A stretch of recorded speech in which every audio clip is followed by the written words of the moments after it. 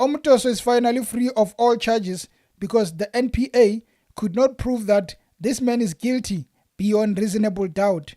So since they couldn't do that, it was only fair for him to be let go of. He's out, but the victims are really crying because they hope that whatever charges that were brought against this man were finally going to be the reason he's locked up forever. We cannot run away to say that we are disappointed as Women's League because this is what happens to the victims. But as I said earlier, we have no other way but to accept the judgment of the court because we are a constitutional country. But we cannot run away that as the Women's League, we've been in this court for almost 8 years and will continue to support those who believed that have been wronged. So we will continue to support all those who are victims of the gender-based violence. But of course, it's an 8 years that we think it's a disappointment to us. But as I said earlier, we accept the judgment of the court. But we can actually go look at the judgment, but you'll see that we are talking about technicalities more than anything else. It's about technicalities, but it's a law. What else can we do? But it's a technical. But we are also calling for the government of the day to regulate the churches in this country. That's all we are calling for. We just cannot accept this. All we are saying is we call for the regulation of churches in this country. Thank you very much. The church, which is one of the churches that was closed during the earlier years when Timothy Omotoso had been apprehended, arrested in April 2017 and brought in 2018.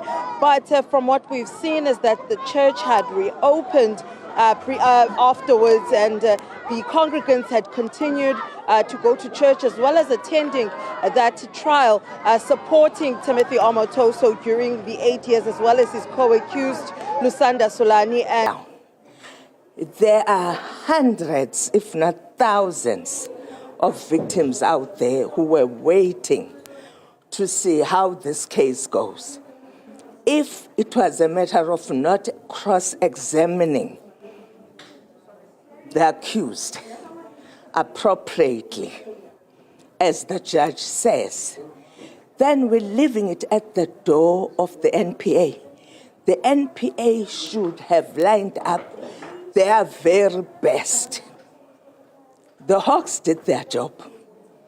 The witnesses did what they told their truth, and then the NPA dropped the ball on the very last hours. I am saying this is a loss to thousands of young people out there who are waiting to see how this case goes, who would then either run away or be brave enough to say, if you trust the system, it will support you through and through. What we got today was that the system dropped the ball on these very, very brave young people who came to this court to tell this story from their hearts, who then suffered psychological trauma after this. Of not just my life, but all of the witnesses involved. We took it upon ourselves to go through a humiliating process, to have our dignity stripped from us in public, to be called names, and have lies and all sorts of fabrications spread about us online when we're walking down the street. Our lives have never been the same after coming out about this.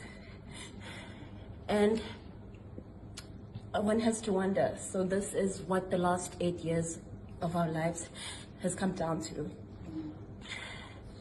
The main concern wasn't even the knowing of what he did to us. It's knowing that he's not going to stop.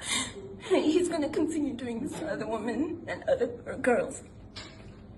And that's what we wanted to stop. That's what we wanted to prevent. To say it ends with us and it's not going to go any further. But he's not going to stop. It's in his nature. And I feel that this is kind of enabling to him. I think things may only get worse from here. Definitely going to be more pompous and believe that this is an act of God.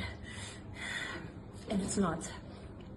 I think we're all familiar with the fact that evil prevails in this world. And it's really unfortunate. I feel that we have been failed. I think I speak on behalf of all the other girls when I say we put our lives on the line.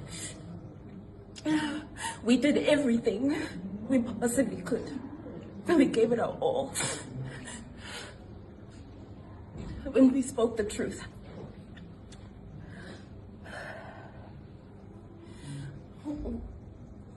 And I am so grateful to everyone who has contributed to this case. But we didn't study law, and even we could ask questions. Why? Why did you have minors in your house? Why wasn't your wife and your children in the house with the girls? Why were you flying women in and out of the country? Why was it just girls? Why weren't you training the boys as well? AIE TV, an expression of African image, culture, and belief.